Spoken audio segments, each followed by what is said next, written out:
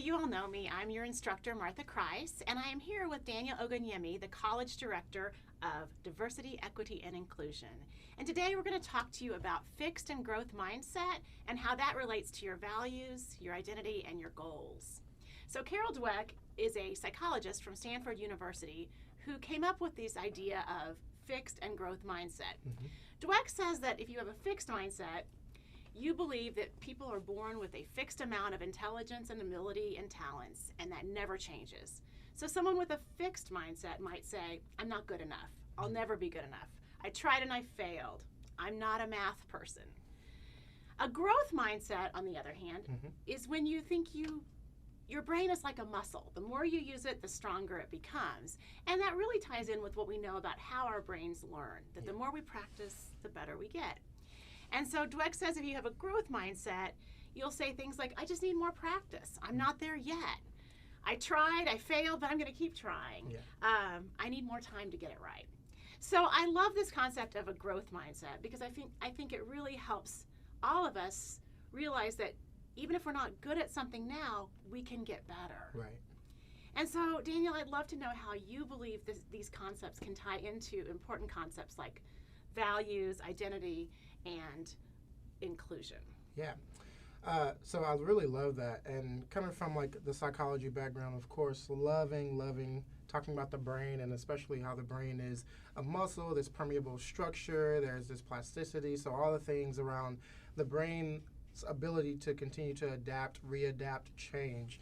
But when we're talking about a growth mindset, I think we have to first define what a mindset actually is and how we come to terms with who we are today. So we all have brains, I think, and I hope. We all have brains, and those brains kind of work. Everybody's brain works similarly, right? So what we're exposed to, we tend to know. Now, of course, this is based on our genetics, and this is based on our personality and things of that nature, things that are more innate in us and more constant. But then the more we are exposed to things, whether that's direct exposure with a particular event or a person or a group of individuals or a particular setting, or we are indirectly exposed through media, television, radio, somebody else's story, those things get tagged in our brains. And so that helps to develop the mindset that we have surrounding particular instances or situations or interactions that we find ourselves in. And so when we talk about the mindset, we all have an element of culturalization or socialization that has been impressed upon us, that we've been exposed to. And so, for example, if you grew up in Missouri, you might have a Missourian mindset. You might have a Missourian culture, or you may have a Southwest Missouri culture. If you grew up in America, you have an American culture, and it gets it can get broader than that. It can get much more individual than that, to particular households, to groups, and things of that nature. And so we all develop a mindset sort of the same way.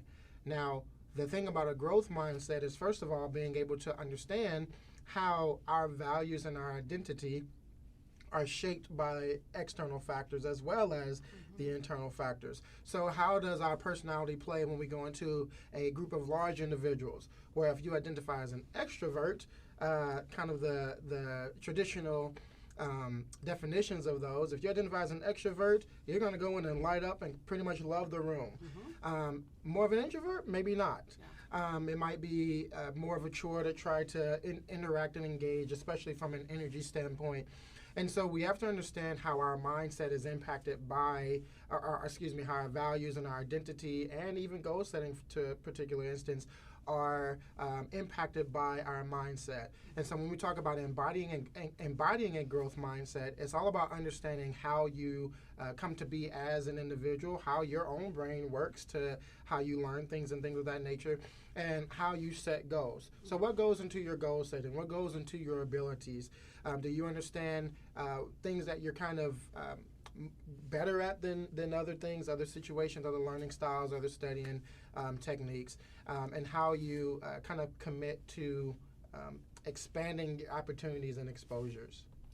That makes a lot of sense. So it's really just this idea that we're constantly growing and evolving and adapting and changing. And so the goals that are right for me today or you today may not be right in a year or 2 years or 3 years. Yeah, for sure. And having that growth mindset means we adapt and we change as we go. Absolutely. And I love what you said about being kind of shaped by our experiences, shaped by our backgrounds, and we can't change that. Right.